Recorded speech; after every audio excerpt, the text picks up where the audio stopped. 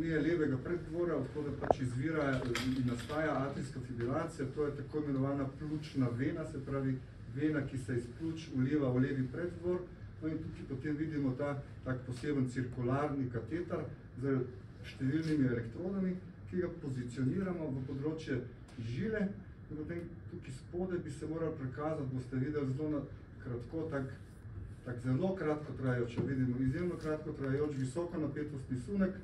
Ta sistem nam omogoča, da tudi vidimo, kje je bila aplikacija uspešna, tako da potem lahko prenastavimo kateter in potem dodamo te sunke tam, kjer je to še potrebno.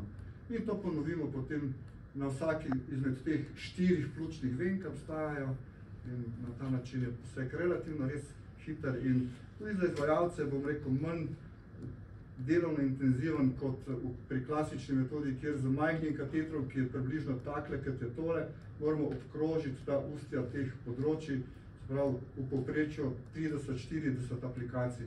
Tukaj je to precej krajše in zato je poseg seveda krajši.